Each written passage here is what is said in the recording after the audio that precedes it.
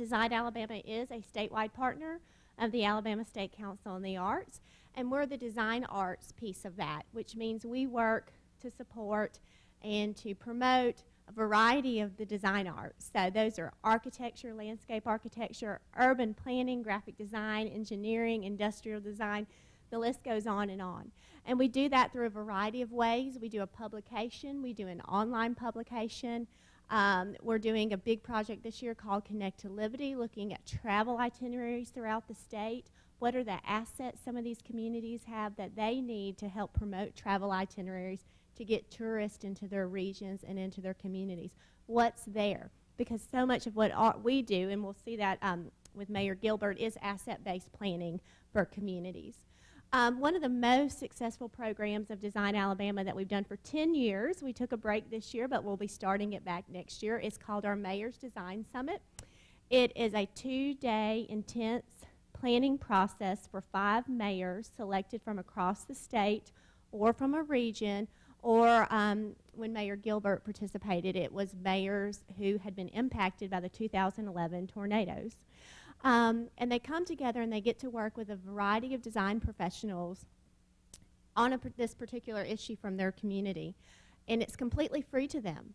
It is amazing to see the amount of work that gets accomplished in 2 days and in an hour-and-a-half experience for each community. But what is even more amazing is to see what these mayors take back, their new knowledge of design and planning, and then what they begin to do in their communities. And so many of them have taken this back and done exceptional things.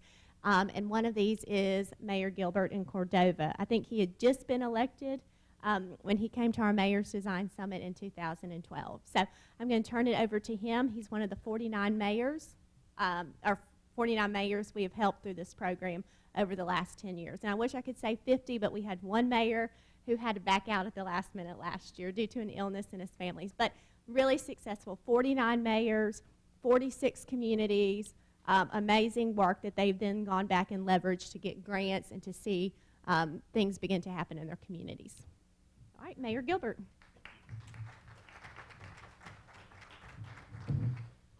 So when they invited me to speak, I told them I have some conditions. The first is that we run late, and then you have a lot of brilliant people go before me that are way more intelligent and much more impressive than me. So they fulfilled both of my requests. Thank you. I got to follow them up. What I want to do today, guys, I want to tell you really about my experience at the Design Summit in 2013, and I'll get to show you some real-world scenarios of how we kind of took that way of thinking back to Cordova, and we were able to kind of put those elements into place. To get you there, I want to kind of start you with where Cordova started. So we found our roots in coal mining, as many communities in Alabama did, but also a textile mill. We were settled on the Mulberry Fork of the Warrior River around 1840-ish, and in about 1859, a gentleman named Benjamin Long settled the area and named us Cordova. He served in the Mexican-American War before settling, and I just have an assumption it has to do with somewhere named Cordoba before us, before we were named Cordova. Now, Captain Long had some money, and as it works in America, with some money you get a voice, and we were fortunate that he used that voice to lure a textile mill to Cordova. From that textile mill, they came from New England, and they built a mill, and I don't know how many of you have been to communities that were built by a mill like Cordova, but they built it all. They built the mill, they built the houses, they built the schools, they built it all, and a lot of those remnants are around today. My parents still live in a mill home that was built in the late 1890s by this mill company. So he comes here, he settles us. If you guys are familiar with the area where Cordova is, we're in a close geographic proximity to Jasper. So at the time, Cordova was kind of the bee's knees of the area. We were bigger than Jasper, had more jobs, had more people there, we had more going on. So as you can imagine, that story changed a little bit over the years. So let you slide for me. So what we did is we prospered from the late 1800s to the middle of the century. And 1962 is when the mill officially closed after it had already sold to another company. Mill closed, jobs leave, people leave, and you watch your population decline. From 1960 to 2010, we lost a third of our population. It was never huge, but a third of your population is a huge portion no matter what that number is on paper. So we watched this kind of rise and fall. We had seen pretty much everything. We had seen the jobs and the jobless. We had seen the economic prosperity and then the decline. And as if all of this wasn't enough, this decline that I saw my entire life, Mother Nature decided to weigh in her opinion as well. So on April 27th, 2011, we were struck by two tornadoes, an EF3 in the morning around 5 a.m. and an EF4 in the afternoon around 5 p.m. actually. It struck the heart of our business district, which was not thriving at this point. At this point, it's a shell of what my grandfather knew growing up. I saw businesses leave. We had boarded things up, but what we did lose was that police station, that fire station, that city hall, that senior center, that library. You lost your grocery store. We lost one of our two banks, and I mean, it was just a blow, that pretty much a final blow, in my personal opinion, of a city that had kind of watched that decline for a good 60 years now. So we were in a position where, in my opinion, we probably had to take a different direction and a different approach. We had been dying for a while. So just kind of a recap, there's you a timeline that shows you kind of the brief overview of where we were and where we had been. Losing all that was definitely something that was going to be hard to overcome. As we've talked about and all the conversations have kind of come back to today, is that funding. And it's no different for cities like ours. Population of about 2,000, you don't just have a lot of dollars flowing through there, even with your small tax base. When you lose that small tax base and those few businesses that are left, you really don't have much to play with. But we were kind of fortunate in some things, and I'll get to those in just a moment. So this is, we went a little fast, but go back one for me. Yep. So where we were at a point where we had to make a different decision. This slide's from my wife, by the way. Y'all got a preview of it already. We had to make a different decision. So Cordova spoke up pretty loudly, and they voted a 25-year-old, which is at the same age with Zac Efron. Had a nice little joke laced in there. My wife loved this slide. She also wishes that was her husband. If you'll slide the next one. So this is probably one of the proudest moments of my life. This is me swearing in as mayor. Shameless plug. That's Senate Majority Leader Greg Reed. He's the son of Cordova. He's ceremoniously swearing me in. So he claims Jasper as his hometown. If you ever see him, he's from Cordova. He was born and raised in Cordova. So he swore me in. We're ready. Obviously, Cordova's made this choice. They've elected a 25-year-old. They want to go in a different direction. I'm really excited. A lot of charisma. We're both very, very ready. I think the problem is we don't know exactly what it is we're ready for. We've got to kind of figure that out. And that's when my friends from DesignAlabama came calling. So they call up. They describe this thing to me. 5 mayors, all from cities and towns, small like mine, all have been impacted by the tornado. We're going to sit around a table and we're going to talk about ideas, problems that we've got, and how we're going to overcome them. I'm sold, like, instantly. Then they keep talking, and they tell me Cheryl Morgan's going to be there from Auburn, a friend of mine, Paul Kennedy from the Community Foundation, and then all these design professionals that I've never met. And I'm like, yeah, when is this thing? I'll be there. You know, I'm signing up. I'm sold all in, head over heels, before I even get there. So I pack up the car in the middle of February, I think it was, in 2013. Now, at this point, just to fast forward the story, I'm a very mature 26-year-old. And I'm a 3-month veteran of office, so I've pretty much figured it all out. But I thought I'd go down here and see what they had going on. So this is kind of what it looks like. It's a round table. We all get up there and champion our community. If there's anything you'll learn about mayors, they're the biggest cheerleader for their community always. So you had 5 guys that were cheerleaders for where they were from. But it was so intense, this hour and a half, and this drawing on the right is kind of what comes out of it. I think Cheryl actually drew this stuff, didn't she? This is kind of what comes out of it. I went back and looked at this the other day when I was making the slide. I don't understand 3 or 4 things on there. I need to call Cheryl because I don't know what they mean. Something about Booker T. Washington in there. I didn't get it. But so we're sitting around a table. We talk about all these ideas, and this is just exhilarating to me. I'm watching people that have been design professionals for years just pour out ideas about something that meant so much to me. It was so close to my heart. And they had no clue who we were or where we were from. You know, they had Googled us, but there's not much to see there.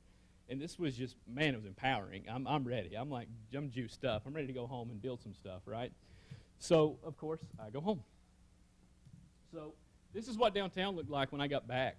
For 2 years after the tornadoes, we had a fence around Main Street. You literally could not drive on Main Street in Cordova, Alabama for 2 years after the tornadoes.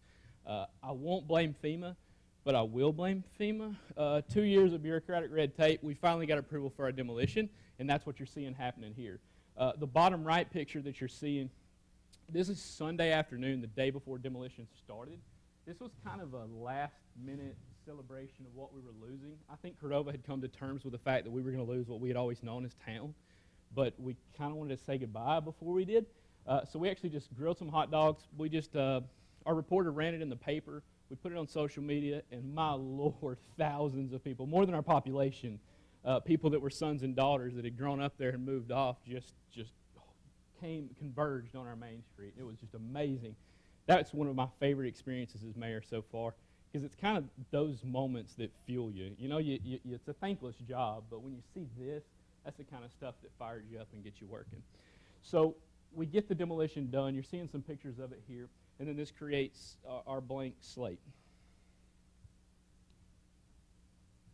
So I'm going to rewind a bit to tell you this next portion of the story. So about a year and a half before I was elected as mayor, I was appointed to a vacant council seat. Somebody had resigned their seat. I just bought a house in the district, and I pretty much just harassed them every day until they appointed me to that vacant seat. Lucky for me, there were no other options, so they were kind of stuck with me. So I got appointed to the seat. When I did, I served on the long-term recovery committee. We're in full-blown recovery mode the whole time I'm involved, because the tornado struck in 2011, and I was appointed to the council in the middle of 2011, about the summertime. The whole time, the number one project for us is a grocery store. Any of you that grew up in small towns, I don't know if you understand how much that means to you, but lose it for 4 years, and my God, you'll appreciate it. So this is number one on the list. This is what our store looks like. These are our brothers that run about 4 or 5 grocery stores in the area, but they didn't have the capital to build a building. So I think you guys can kind of see how the problem's shaping up. We had grocers, but we didn't have a building. Lucky for me, Mayor Scott before me had championed that grant process. There was a first round of disaster recovery funding coming down from the state. He had kind of run full speed ahead. Even after I was elected, the man was still getting signatures and running around and getting everything taken care of. And we were awarded, about a month into my first term, we were awarded $1.4 million to build a grocery store, which is quite unique. We literally got federal dollars congressionally allocated to build a building for a private business to inhabit. It's a really weird grant, but we got it, okay? So I'll never take credit for that grant. Mayor Scott did all the legwork before me. But what I'm going to take credit for is how we designed it, where we put it, and how it became a cornerstone of the new Cordova. So this is the design. So at the Design Summit, I don't even think I've ever told you this. So at the Design Summit, we had to champion certain projects. Ours was our emergency services facility. We were just talking about where to put it, how to do it with our fire and police together, what makes sense access-wise, and really get that outsider's perspective. During one of the breaks, one of the design professionals, we had obviously gone off on tangents and talked about the funding for the grocery store. We had money in our pocket at this point, so we're ready to build it. Had drawn on a scratch sheet of paper this little corner grocery store on this little lot that we owned. And I was like, oh, it's brilliant. Because we didn't want to do the old school parking lot, you know, this big sea of parking in a grocery store at the back of it. That's what we had before. It served us well. But when you're building that first one that's coming back up, you want it to be a little bit more special than that, right? So she had drawn this on this sheet of paper. I snapped a picture of it with my camera, took it back to the city council. I said, this is it. Like, this is how we do it, right? So when we were picking our architect, we focused heavily on this high design. We were going to build this old retro corner-style grocery built to the curb. We're going to park you on the curb, and we're going to build something special. So we took that $1.4 million we've been allocated. We took another couple $100,000 from a local nonprofit, Paul Kennedy, I referenced earlier. He slid us a few extra $100,000. And we even ended up dipping into some of our local insurance money. I believe it was about $90,000 of our insurance money to make sure it happened the right way. And this was our finished product. And dare I say, nicest Piggly Wiggly in the state of Alabama. So we've got our first building. I mean, and we knew how important it was, and it's still just as important. So construction's really not even complete on this yet. And that second wave of disaster recovery funding is coming down. Well, we're greedy. We go ask for like $10 million. We get about 3.7. We were happy with it. The $3.7 million is to build our city hall and our police station in a joint facility. Well, we're not changing our principles all of a sudden. High design, building it to the curb, putting a sidewalk in front of it. You're going to park on the street because, quite frankly, that's what the old downtown was like. That's what our ancestors did a long time ago. Why don't we change the thinking all of a sudden? So we designed this. So you got the city hall on the right side and the police on the left. So that's our design. It's, like I said, same principles. We definitely understand. We've just created that economic cornerstone. Now we're kind of creating that municipal cornerstone. They need to kind of have the same principles, right? And this is what we're able to build. So we moved into this last summer, actually, and it was a very hot day. So ribbon cutting was very short because I didn't want to be outside very long. So we moved inside. A part of this project that you can't really see, The Interstate 22 that's running from Memphis to Birmingham's to our south, that was always our back door coming into Cordova because Jasper's on the other side. Well, now all of a sudden it's flipped and it's our front door.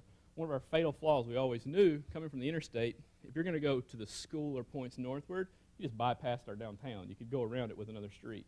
So as we're creating new infrastructure down here, we're creating those new storm drains and stuff, we just kind of altered Main Street and corralled the traffic off First Street.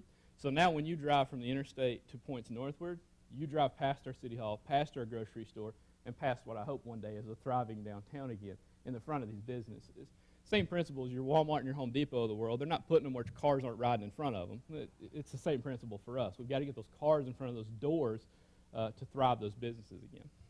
So we've got these two things, and then constantly, if you would slide for me, behind the scenes we're building a brand. One of the things, and if you guys are familiar with Cordova, the mayor before me was a really good mayor that didn't know how to say the right things at the right time. So we kind of had a black eye in the media after the tornadoes. People blew things out of proportion. But what we suffered from was a bad image. It really just, for lack of a better term. So this is something we're committing to behind the scenes. We rebrand street signs. We rebrand the Welcome to Cordova sign. We create a city seal for the first time ever, which, by the way, is illegal to not have a city seal. I read that in the Code of Alabama. We create this branding campaign. You've got Cordova rising up at all these other words. So whether it be Neighborhood Watch, Water and Gas Department, we had our slogan, Building Back Better, Safer, Greener. You're seeing it everywhere. We took it very seriously. How we branded our police units. You look at our police officers there wearing a royal blue tie. It's unique to our area. No one wears that. We knew every move we were making was kind of being watched, especially being watched by guys that might hand out money or want to build a business one day. So we were taking it very serious, and we still do to this day. So we're building this behind the scenes. And you know, these are ideas that obviously we had, but man, they just got spawned out of that design summit. When you leave, you're just infected with it. We'll take this one. Now this is a picture of downtown as it exists today. Somewhat blurry, which I didn't mean to do, but it's kind of symbolic of that blurry future, so I'm going to take credit for just doing it on purpose. But what you see is you see a cornerstone and a cornerstone, and then nothing.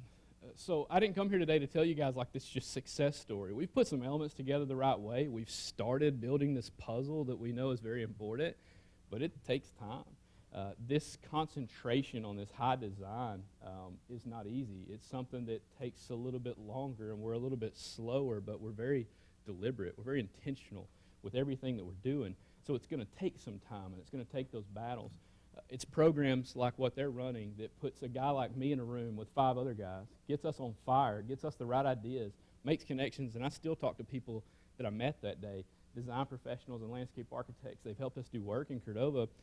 It's programs like that that kind of keep that fire lit, because this is hard to do, and you can see how much is left to do, and it's something that you got to have that fuel, and it's moments like these that really has me in this room today talking to you guys. I'm forever thankful for the experience that I had at the Mayor's Design Summit, and I think it's going to forever shape the face of our downtown and my city. Thank you guys for having me.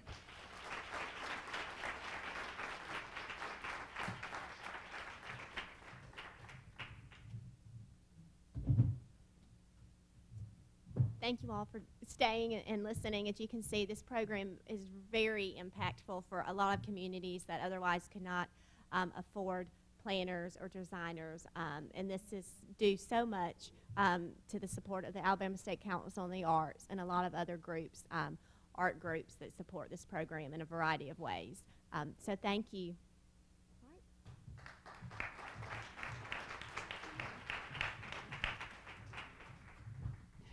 Now, if I could, I'd like to call up Mayor Vaughn Stewart of Anniston and Mayor Tommy Battle of Huntsville.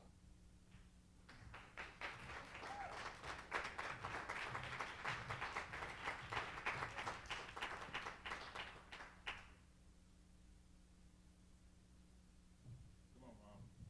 We're at the end of the day. We're between you and the bar, so you're in trouble now. How are you? Good. I think our function here is kind of talk about more. We can tell you a lot of things that we're doing in our communities, and all of us have great things happening in the community. But one of the things we're here is really to talk to you about the value proposition that we have on a day-to-day basis with the arts.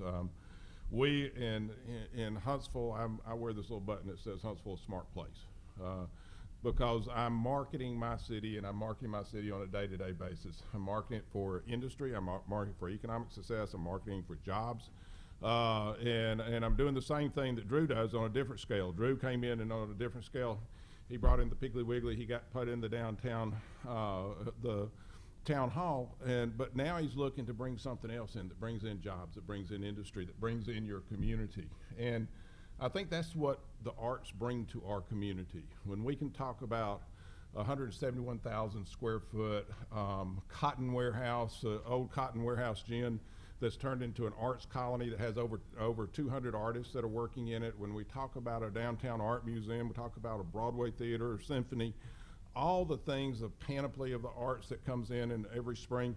When we talk about all that is what makes you a community that makes someone want to become part of. Day to day, we work on jobs, we work on economy, we work with we work on a scale. We work with Polaris, we work with Remington, and they bring in 2,000 jobs, and we work on the next one. And the next one that we work on is people who are looking, and they don't necessarily know Anniston, Alabama, or they don't know Huntsville, Alabama, or they don't know Cordova, but they're looking for a place that they can feel like it's part of community, that they can actually have a success in, that they can bring in jobs, that they can be a part of. And arts is something that you can talk to anybody about, that you can bring into any community, and people know about it. When we deal with a lot of companies, we do very good with the presidents, the vice presidents, and everybody who's in production. But then they go to their board, and their board is venture capitalists who are from New York or on the West Coast. And those venture capitalists are looking, and they consider anything that's not on the East and West Coast as kind of a dark land in between the airplane flights that they come across. And when you start talking to them about the artistic, the things in the arts in your community, and talk to them about your symphony, about your Broadway Theater League, about your panoply, about your artist colony in an old mill. When you start talking to them about things like that, that's what they relate to. And they start saying, wow, this is something I might better look into. Might be a community that I can be part of. And from the Huntsville side, that's why we push the arts so much. Y'all had Allison here a little bit earlier, and you've had our Deborah here from the Space and Rocket Center, and you've had a number of people here from Huntsville who are telling you that we value the arts, but we value them because it gives us a value back. It provides for jobs, it provides for economy, it provides for something. And a lot of people sitting here, they say, how can we make sure that we continue that we continue the arts? And you have to put the value proposition forward. I would not fight with the women in the Women's Guild of the Museum of Arts to save my life. They are a scary group. If they come and need money, I'm going to provide money. If we start talking about some other aspects, the ladies in the Symphony Guild, and we need money for symphony, you're not going to fight with them. But also, you're not going to fight with their husbands who are in the industry, who understand the value of the arts and what it brings to them, how it helps them recruit people to come to your community, how it helps bring, when you go out to recruit this best and brightest of the millennial, he'll decide, hey, this is a community I want to be part of because of the value that they have for the arts. And I think that's kind of the wrap-up thing that I would say out of all this today is that we're all cheerleading the cheerleaders right here. But the important value is that there's a value proposition to making sure that you understand what the arts bring to us on a day-to-day basis. And what they bring to us is jobs, economy, community, and it makes people want to be part of your community. And I think that's the value of what you have on a day-to-day basis. So that's the Huntsville spill. Vaughn, no, that's a good spill, Tommy. Tommy and I go back to the University of Alabama days. And I was elected back in 12. Tommy called me a couple of days after I was elected and said, Vaughn, I've heard some bad news up in Huntsville that Anniston's planning on annexing Huntsville. And but we go way back to school, and I couldn't say it better. Really, the job of any mayor is to increase the quality of life in the community. And in connecting the creative class to the community, you end up with a creative community. And just like Tommy said, we all, every day, we're chasing millennials and we're chasing active baby boomers. In Anniston, we've tired our wagon to the bicycle. And when we just got through with the Alabama Cycling Classic this past weekend, and these young people from Florence are streaming today. We were streaming Saturday and Sunday to 108 countries out of Anniston, and the bicycling event. It was the kickoff of USA Cycling schedule this year in Anniston. And but we're trying to do big and bold things. That's the strength we have. I don't care what community you're in. Every community has strengths and assets. You don't try to reinvent yourself. You build upon that. Our strength in Anniston is we were founded as an arts community. We kind of lost that. And I brought Al up about a year ago, and we're restructuring some things, bringing the artists back together. We were the community that brought Shakespeare to Anniston, and to Alabama, and that's no small feat. And of course, it moved to Montgomery after that, but it did start in Anniston, and it was the community that did that. It was the community that put the actors and actresses up during the summer seasons.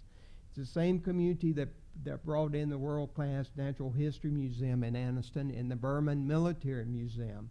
And Bobby knows it well. Bobby's just right up the road from Gadsden. And Bobby was one of those. I've spent my first 2 years as mayor just visiting with other areas such as Huntsville and in between.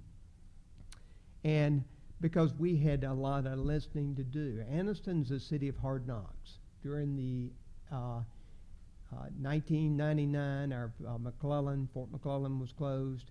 Then here comes Monsanto with the PCBs. We had a lot of things, but it was the community, the resilience of that community that said, we're not going to give up, and we're going to continue and move forward. So we've got a lot of good initiatives going on today, but we do it to increase the quality of life, not only for newcomers and trying to attract economic development, we're creating community development for those citizens here today. And I can't think of a better way than the arts, because it's a universal language. It brings different zip codes together. In Anniston, we've got the highest zip code in the county as far as the household median income. We also have the lowest. So we're a perfect storm for two cities within a city. So we work every day bringing those communities together. One new initiative that we are doing with the arts today, involving high school students. We have 10 high schools in our county that are participating in a mural program for downtown. And we gave them all 4x8 aluminum panels. So they didn't have to come downtown on school time, but they just took them back to campus. And they're painting, and our theme is outdoors, because again, we're in the foothills of the Appalachian. We're all about the mountains. We're all about biking and hiking.